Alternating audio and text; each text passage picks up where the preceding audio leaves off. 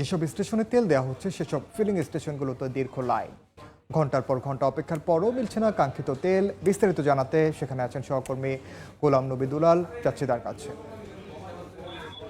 পর্যাপ্ত তেল মজুত আছে বললেও কিন্তু বাস্তবে আমরা ভিন্ন চিত্র দেখছি।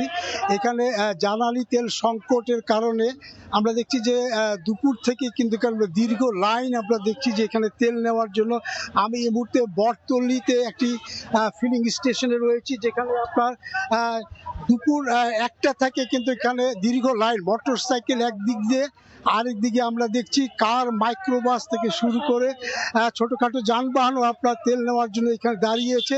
এবং এখানে 500 টাকার করে তেল দেওয়া হচ্ছে। এবং এই আরেকটি হচ্ছে যে কঠোর বিধিনিষেধ আরোপ করা হয়েছে, বিশেষ করে এখানে ট্যাগ অফিসার এখানে নিয়োগ করা হয়েছে, যেখানে বলা হচ্ছে যে লাইসেন্স, হেলমেট এবং ড্রাইভিং লাইসেন্স, রেজিস্ট্রেশন এই কাগজগুলোর প্রয়োজন হবে।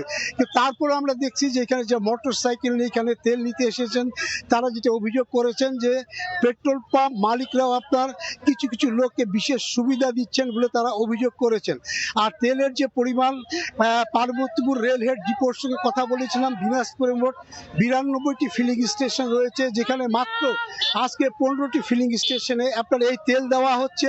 এবং বিশেষ করে আপনার এই যে লাইন আমরা দেখেছি যে 2টি ফিলিং স্টেশনে আমরা দেখেছি যে রাস্তা পর্যন্ত তার লাইন করেছে প্রায় 1 কিলোমিটার লাইন। এবং সেখানে তারা জ্বালানি তেল নেওয়ার জন্য এখানে তারা দাঁড়িয়েছেন। এবং অনেকে কিন্তু আপনারা বলছেন যে অনেকে ড্রাইভিং লাইসেন্স নেই, আছে, রেজিস্ট্রেশন আছে, হেলমেট আছে, কিন্তু তারা কিন্তু তেল পাচ্ছেন না। এই কড়াকড়ির কারণে অনেকে আপনার একটা বিরূপ তারা মনোভাব পোষণ করছেন। আরেকটি বিষয় হচ্ছে যে জেলা প্রশাসন থেকে মনিটরিং এর যে ব্যবস্থা, সেটি কিন্তু আপনার জোরদার করা হলেও তেল সংকটের যে বিষয়টি সেটিতে আমরা স্পষ্ট দেখছি যে সব পাম্পে তেল পাচ্ছেন না।